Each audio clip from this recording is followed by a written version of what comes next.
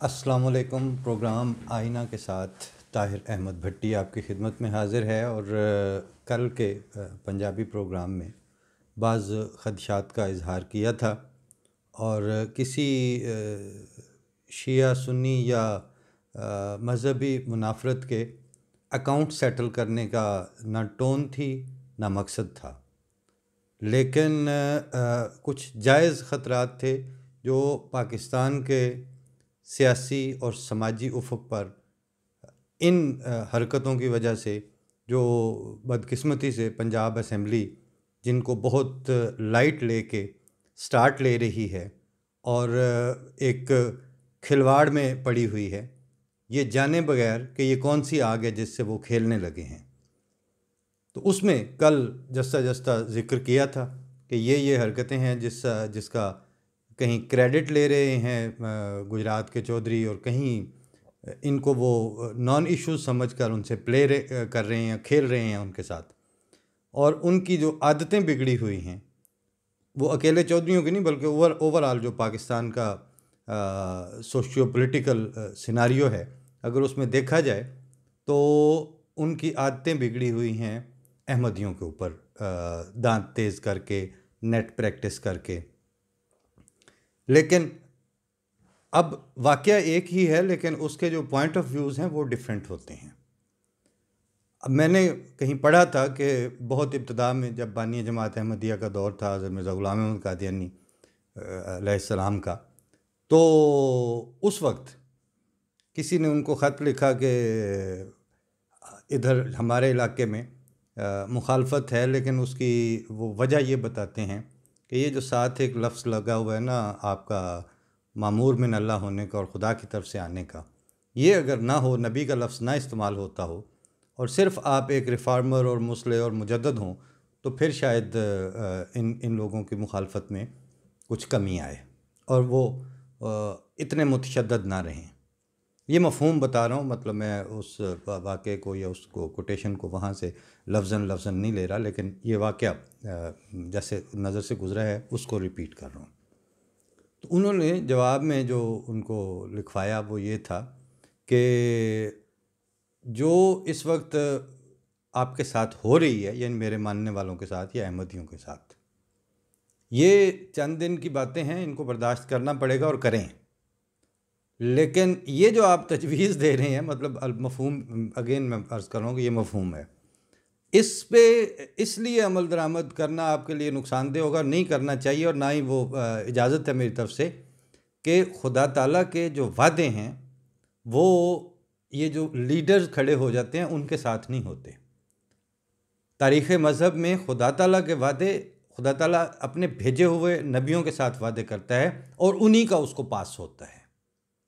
बाकी अगर एक धड़ा उठ के दूसरे को स्नब करने लग जाए, या एक मुल्क दूसरे पर चढ़ दौड़े, या एक कौम दूसरी कौम की मुखालफत में दरिंदों से बदतर होने लगे, या दोनों एक दूसरे के साथ जवाबन दरिंदगी पर उतर आएँ, तो उनमें से किसी के साथ खुदा ताला का कोई वादा नहीं होता। वो एक जो आम नेचुरल लॉज चल रहे हैं माड़े तगड़े के, डाडे और माड़े के, ताकतवर और साहिब हैसियत के और बग़ैर बेवसाइल के और बेहैसियत के, वो उनके मुताबिक चल रहा होता है सिलसिला। लेकिन खुदा ताला जब किसी को भेजता है तो उसके वादे अपने भेजे हुओं के साथ होते हैं। तो इसलिए अगर आज आप इस स्टैंड से और उस स्टेटस से वक्ती मुखालफतों और वक्ती दुश्मनियों और इनके मुतशद्दद रवैयों से डर कर जो एक कच्ची सुलह जोई है, उसके अंदाज में अपने उस स्टेटस से बैकआउट करेंगे जो खुदा ताला ने मुझे दिया है। और हकीकत भी ये थी कि अगर उनको अल्लाह ताला ने, बानी जमात अहमदिया को, अगर खुदा ताला ने भेजा ना होता, खुदा ताला ने उनको इस ज़माने के लिए खड़ा खुद ना किया होता, तो उन पर ईमान लाना या उनकी खातिर मारें खाना, उसकी तो कोई सेंस ही नहीं थी। जिसको जो सूट करता है वो अपनी सहूलत देख ले। ये होते हैं मामलात, ये अशरफ अली थानवियों और अहमद रज़ा बरेलवियों और इस तरह के जो खड़े होते हैं बाद में, जिन्होंने आके कहना होता है कि हमारे साथ जत्था बनेगा और धड़ा बनेगा। लेकिन जो आपकी 1000-1500 साल तारीख़ में जो जो एक ही बंदा है जिसने खुदा ताला की तरफ से आने का दावा किया है और खुदा ताला ने उसको भेजा है, तो फिर उसको मानने के बाद आप उसके दिए हुए दावे और उसके दिए हुए स्टेटस से बैकआउट नहीं कर सकते। कुर्बानियाँ इसी की खातिर देनी पड़ती हैं। ये चीज़ अपने अगर आप दूर की तारीख़ तो शायद आपको मुहक्किकीन ही उसको जानते होंगे या देखते होंगे, अंबिया की तारीख़ अदरवाइज़ कुरान शरीफ की रूह से भी बिल्कुल वाज़ेह है, समझ में आने वाली है। लेकिन ये जो इस्लामियात में पढ़ाई जाती है, थोड़ी थोड़ी हिस्ट्री आपको स्कूलों में, उससे भी आपको बाज़ वाक़यात जो हैं वो अगर हज़रत सल्लल्लाहु अलैहि वसल्लम की आपको समझ आ जाए तो बाकी अंबिया पे उसी को अप्लाई करके और उसी के ज़रिए समझे जा सकते हैं। ये भी एक मतलब है ना कि जब आप हज़रत सल्लल्लाहु अलैहि वसल्लम को मानते हैं और उनको उनकी तस्दीक करते हैं और उनके दावा नबूवत और उनके जो नबूवत के साथ अटैच्ड खुदा ताला के सलूक हैं, अगर आप उनको समझ जाएं तो आपको बाकी अंबिया की खुद ब खुद समझ आ जाती है। तो उसमें उनसे भी तो ये बड़ा एक उनको दिया गया था ना ऑप्शन कि हम ये भी कर देंगे, जैसे हमें इस्लामियात में पढ़ाया जाता था और फिर जो तकरीरें होती थी उस ज़माने में स्कूलों में, उसमें भी बड़ा वो हमारे जो हम जमात थे वो कि अगर उन्होंने कहा कि आपको अगर कोई औरत पसंद है तो वो हम दे देते हैं, अगर आपको मालो दौलत चाहिए तो वो दे देंगे, लेकिन सिर्फ ये दावा ना करो कि खुदा की तरफ जिसकी तरफ तुम बुला रहे हो वो नाम है, उसकी तरफ दावत ना दो। तो उसका जवाब भी वो उसी वक्त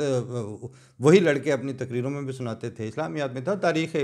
इस्लाम की वो एस्टेब्लिश चीज़ें हैं, अहादीस के माखज़ से भी उनकी तस्दीक होती है, ये कोई ऐसे घड़ी हुई कहानियाँ नहीं हैं। तो उन्होंने यही फरमाया था ना कि अगर सूरज को मेरे दाएं हाथ पर और चाँद को मेरे बाएं हाथ पर ला कर रख दो तब भी। अब ये नहीं था कि आज़ सल्लम को नौज़ुबिल्लाह मिन ज़ालिक सुलह जोई के एटिकेट्स नहीं आते थे या उनको मुआशरे में किस तरह अमन के साथ और सारे धड़ों का ख्याल करके रहा जाता है, ये पता नहीं था। बात ये थी कि वो उस जिस चीज़ के लिए खुदा ताला ने उनको खड़ा किया था उससे बैकआउट कैसे करते,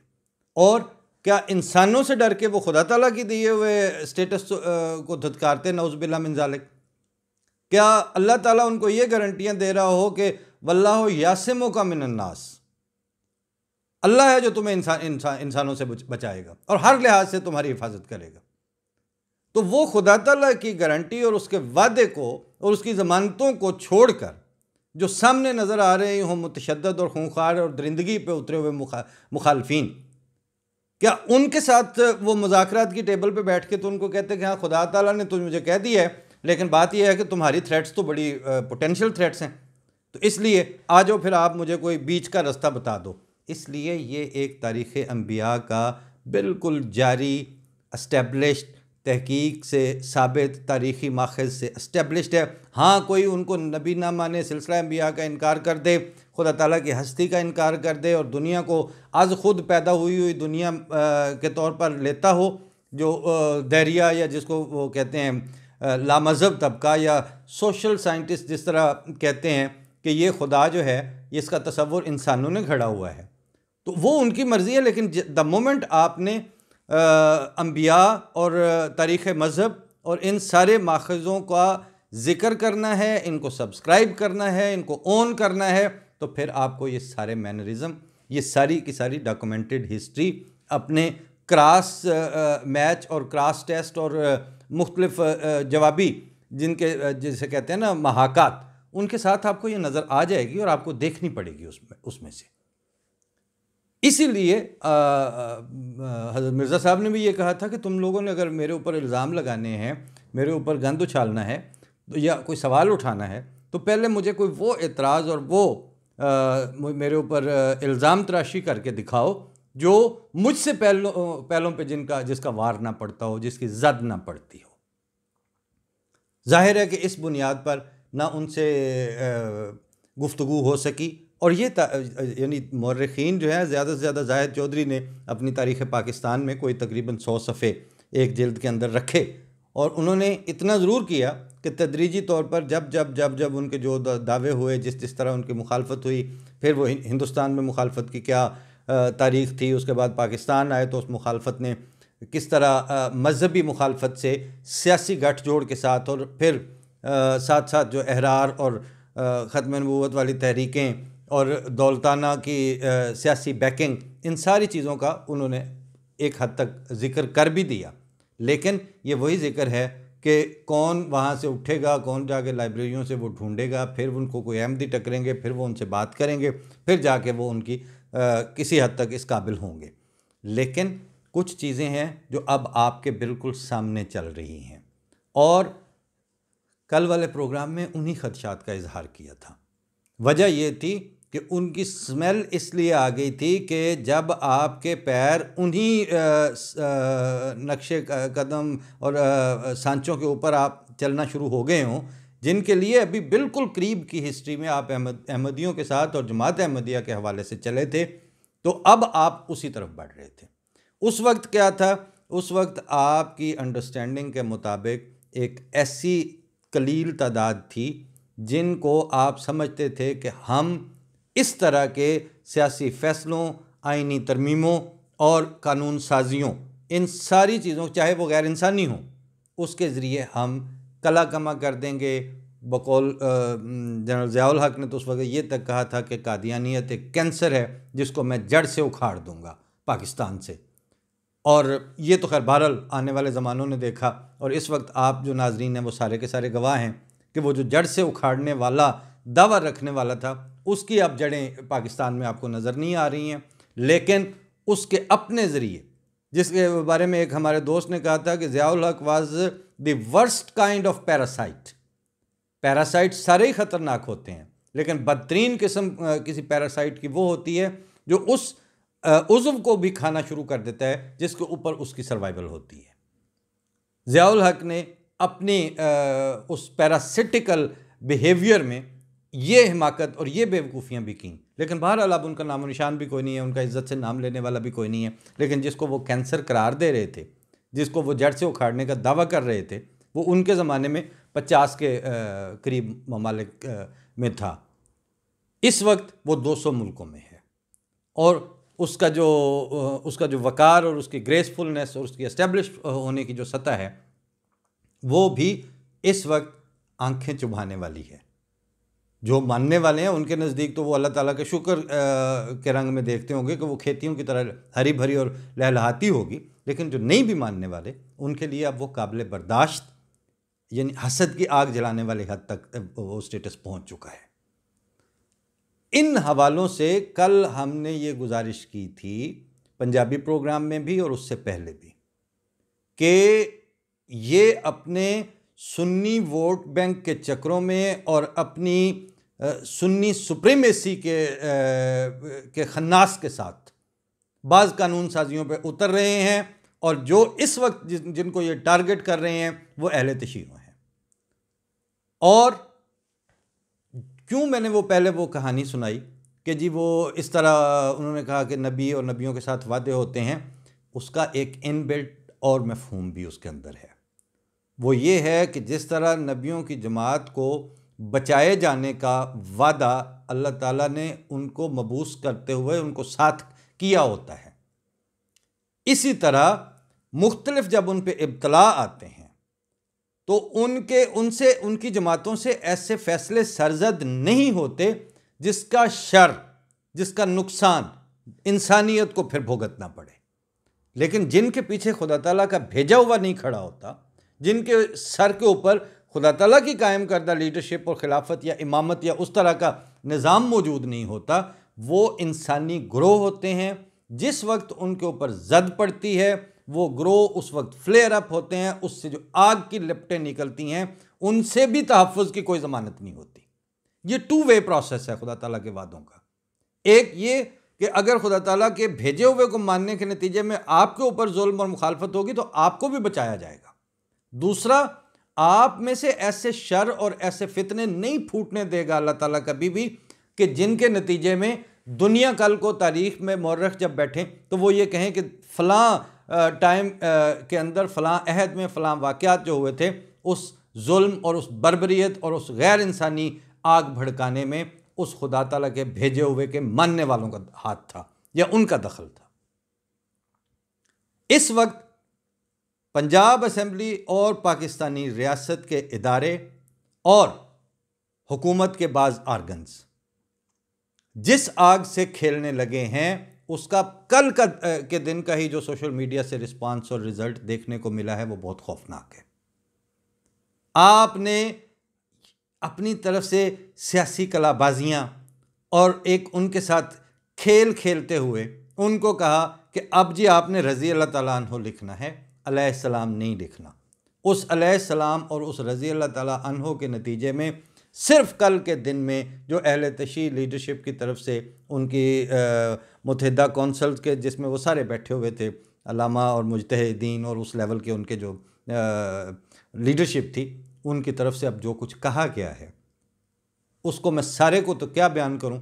लेकिन सिर्फ एक बात आप उनकी याद रख लें। उन्होंने कहा है कि स्याहे सित्ता को पकड़ा जाए जिसके घर से निकले। उनके बकौल उन अहले तशय्युअ जो लीडरशिप है, अब वो ये कह रहे हैं कि हमारे अलैहिस्सलाम और उससे तो क्या तौहीन होनी है, आपकी स्याहे सित्ता रिस्पॉन्सिबल है फ़लाँ फ़लाँ जगह पे तौहीन करवाने की और तौहीन के, और फिर उन्होंने मिसालें कोट की जो मैं इस वक्त नहीं कर रहा, आप सारों उनको सुन भी चुके हैं, देख भी चुके हैं। सिलसिला क्या है? सिलसिला ये है कि मोतक़िदात एक और चीज़ हैं। रियासत की अमलदारी में इस वक्त बेशुमार फ़िरके, बेशुमार मसालिक, बेशुमार तर्ज़ फ़िक्र रखने वाले इंसान हर मुल्क में बसते हैं और पॉलिटिकल सेटअप, पॉलिटिकल इंतज़ाम इंसराम और रियासत की ज़िम्मेदारियाँ ये होती हैं कि वो जिस जिस भी पॉइंट ऑफ व्यू के लोग हैं वो उनको इस तरह रहने दें कि वो दूसरे की आज़ादी, दूसरों के जान माल, दूसरों की तरक्की, दूसरों की मुआशी और समाजी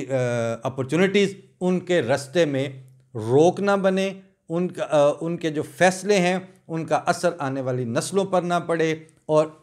मजमूई अमन आमा और एहसास तहफ़्फ़ुज़ और इज़्ज़त नफ्स को महफूज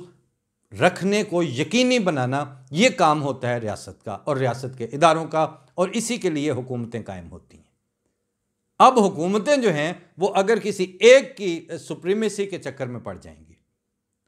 तो ये पहला तजर्बा जब आपने अहमदियों पर किया था उसमें आपकी बचत इसलिए हो गई थी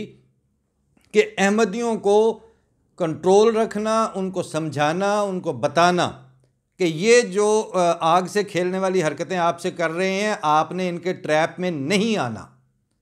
ये बात अहमदिया अवामुन्नास को, अहमदिया पब्लिक को, अहमदिया जमात के इदारों को, हर चीज़ को बताने वाली इमामत और खिलाफत उनके अंदर मौजूद है और उनके हुक्म को भी वो हरफ आखिर अपने लिए समझ रहे हैं और वो उस इमामत ने उनको कभी मिसगाइड किया नहीं और मिसलीड होने नहीं दिया। ये उनका रोल है, ये उनकी जॉब डिस्क्रिप्शन है। खुदा ताला ने जो खलीफा बनाता है तो उसको ये सारी फरासत और इन सारी चीज़ों के लिए उसकी ताईद की गारंटी वो खुदा ताला की ज़ात खुद देती है। अब आप जिनके साथ लगे हैं खेलने, ये तमाशा पाकिस्तान के लिए इंतहाई नुकसानदेह साबित होगा। आज मेरे एक साबिक स्टेशन डायरेक्टर रेडियो पाकिस्तान के, उन्होंने तफसील से ये मैसेज छोड़ा जब मैंने वो कल वाली बात की कि अल्लाह ताला बचाए, क्योंकि हुब्बुल वतनी और अकीदे और मजहबी इखलास को ऊपर से मुसल्लत नहीं किया जा सकता। ला इकराहा फिद्दीन है। अहले तशय्युअ का जो तर्ज़ फ़िक्र है, जो उनके जो अकायद हैं, जो उनकी अंडरस्टैंडिंग है, उसकी 1000 साल पुरानी हिस्ट्री है। वो आपके एक तहफ़्फ़ुज़ निफ़ाज़ इस्लाम बिल के साथ मशरूत नहीं हैं, लेकिन अगर आप ऐसा करेंगे उसके नतीजे में 5-7 करोड़ शिया जो हैं उनके जज्बात से भी खेलेंगे आप, और उनमें अब उनकी अभी वो जो इमाम गायब हैं उन्होंने अभी आना है।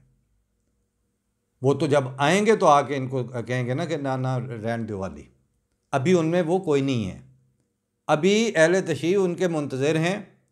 और उससे पहले पहले आपने उनको छेड़ दिया तो आप नुकसान उठाएंगे। ये बात रियासत को, रियासत के इदारों को और हुकूमत को अच्छी तरह समझ के, बजाय इसके कि वो अब इनके ऊपर नाफिज करने चलें और फिर वो उसके रद्दअमल में एक करोड़ों और मतलब 5-7 करोड़ की तकफीर का एक प्रोसेस चल पड़े और उसके पीछे फिर स्टेट की और स्टेट के इदारों की बैकिंग हो। ये तजर्बा जो है ये नाकाम हो चुका है, पहले ही नाकाम हो चुका है। अब आप इसको दोबारा ना छेड़ें, ये आपके इंतहाई नुकसान में जाएगा। बाकी अगर खुदा ताला की कोई तकदीर है और वो आपको साबका गलतियों की सज़ा के तौर पर आपसे ये हिमाकत करवाना चाह रही है और आप वाक़तन ये करने के लिए फ़ैसला कर चुके हैं, तो फिर हम तो फिर दुआ ही कर सकते हैं। लेकिन अगर आप होश के नाखून ले लें और आइंदा, अभी पाकिस्तान, जैसे मैं बार बार अर्ज़ कर रहा हूँ, पाकिस्तान इस तरह के पैटी तजर्बों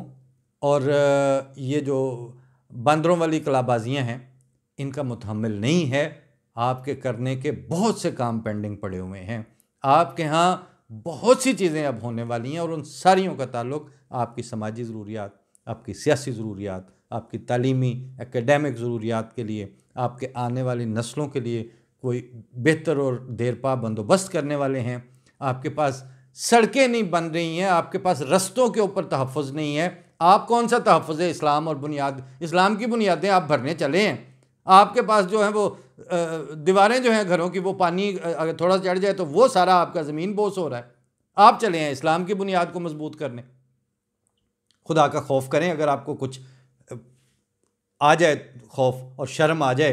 तो अभी भी इससे स्टेप बैक करें। ये आपने गलत फ़ैसला किया है और मोहलिक इक़दाम की तरफ बढ़ रहे हैं। अल्लाह ताला तौफ़ीक दे। अगर वो चाहे तो वो दिलों को भी फेरता है और वो आपसे गलत फ़ैसले करने की इस्तिताअत छीन ले और जबरन रोक दे आपको अपनी मशीयत के ज़रिए। यही दुआ कर सकते हैं। बाकी अगर आप लोगों ने ये गले लगानी हैं ये चीज़ें, तो फिर कौन रोक सकता है। फ़ी अमानिल्लाह। अल्लाह ताला आम्मतुन्नास को ऐसे बदतरीन फ़ैसलों के शर से और उनके जान माल और उनके बच्चों को और उनके आने वाली नस्लों के मुस्तक़बिल को ऐसे ज़ालमाना और जाहिलाना कवानीन के असरात से महफूज रखने के सामान करे। अस्सलामु अलैकुम। अगले प्रोग्राम में फिर मुलाकात होगी। फ़ी अमानिल्लाह।